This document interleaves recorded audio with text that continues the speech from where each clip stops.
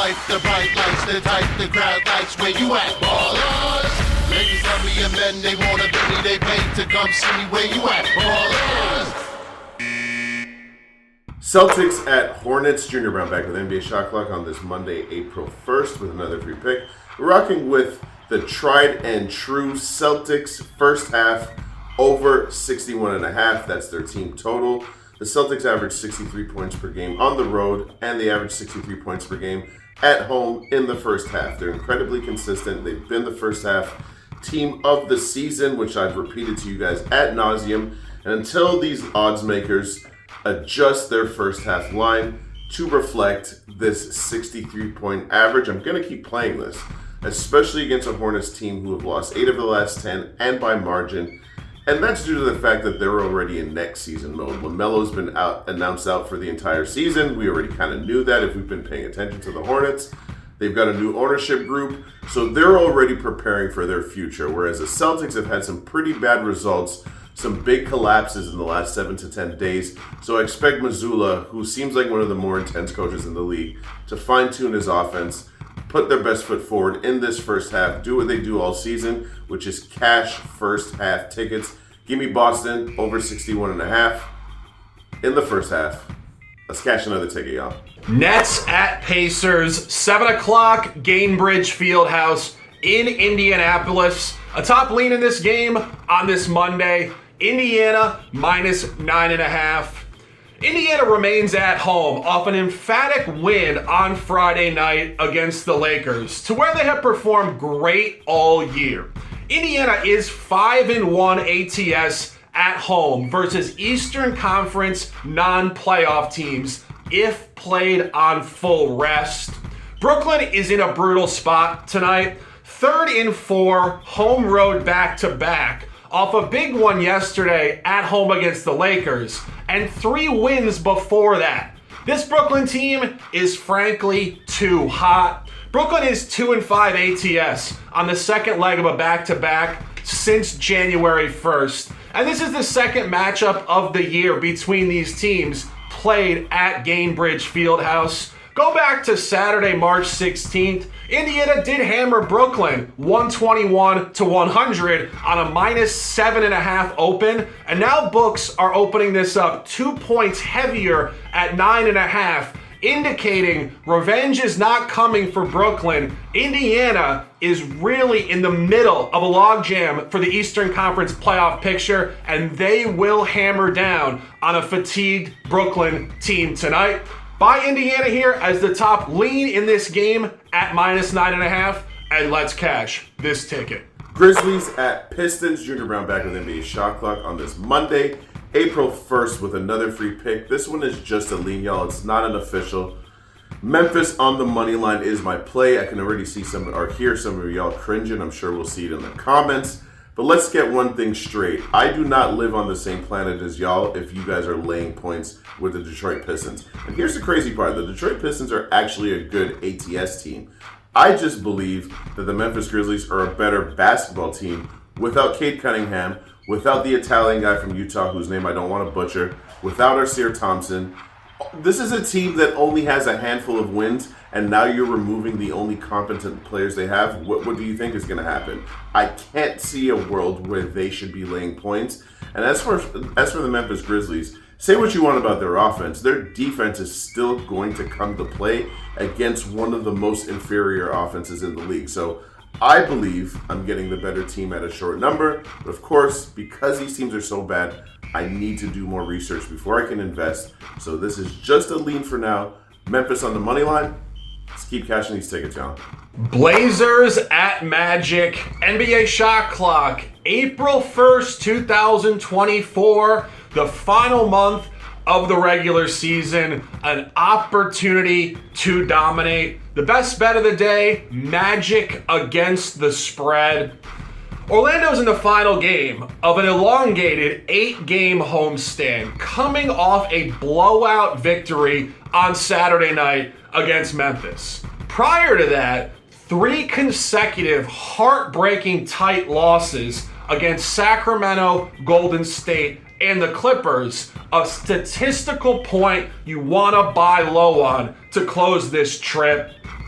This is the final game at home this year against the Western Conference for Orlando. And this team has performed great against the non-playoff teams in the West. 4-0 straight up, 4-0 ATS against Houston, San Antonio, Utah, and Memphis by an average margin of victory at 21 points per game.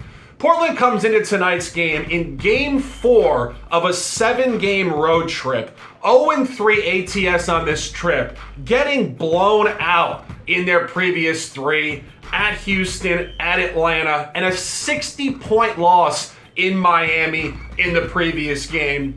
This team is starting all rookies, and rookies do not travel well, and they will get an angry Magic team tonight.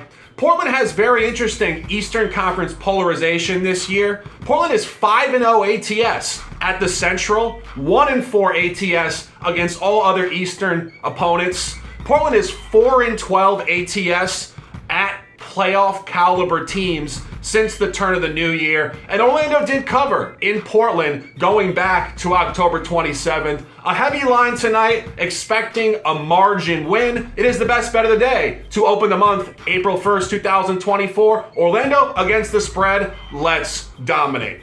Suns at Pelicans. Junior Brown back with NBA Shot Clock on this Monday, April 1st with another pre-pick. We're rocking with the Pelicans minus 1.5.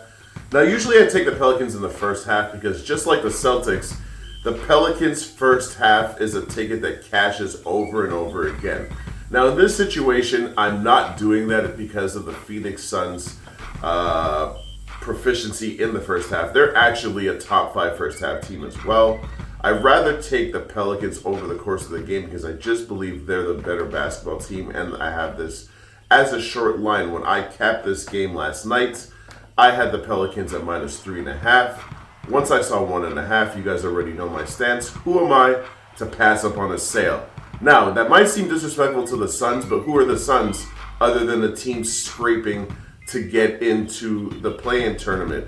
Sometimes they're good, sometimes they're not. What they certainly aren't is a championship team. And I'm not saying the Pelicans are that, but the Pelicans are a team that's in ascension. They continue to get better and better. Brandon Ingram hurts his leg, second best player on the team, some might argue the best player on the team, and hasn't slowed them down one bit because they have continuity, they have a good head coach, they have a system, they have young players that believe, and most importantly, they play hard every single night. I've said this to you guys before. If you go look at the Pelicans splits, their home record and their road record are almost identical, which is something you do not see not only in the NBA, but in any professional sports. That tells you that this is a team that comes to play regardless of venue and of situation. The same can absolutely not be said about this Phoenix Sun team. I like the way the Pelicans match up with them on an individual basis.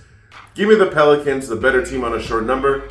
Let's cash another ticket, y'all. Hawks at Bulls, 8 o'clock. United Center, NBA Shot Clock on a Monday. Top lean in this game, take the under. This is the third matchup of the year between these teams. 2 words we love, data abundant. The first matchup on December 26th was an under in Chicago, 118 to 113 on a 237.5. However, neither team could hit a shot that game and still hit 231 points. It all reversed on February 12th in Atlanta, where Chicago had their season-high team total for points, 136, shooting 55.4% from the field. Key point in both of those games, Trae Young was playing for the Hawks, and the Hawks with Trae Young played a completely different style of ball to how they're playing now. On that particular afternoon, books did move the line up to 240.5, indicating an over, and now they're moving it down, indicating an under. Atlanta's coming off a 5-game homestand in which they averaged 121.6 points per game. Very outlierish, including an overtime total against Boston. Atlanta on the road without Trae Young has been the polar opposite of those bloated home totals, averaging only 107.5 points per game in 9 road games. Expect a lower pace tonight and a lot less points than that egregious over on February 12th. A top lean in this game, Hawks Bulls, take the under, and let's cash this ticket.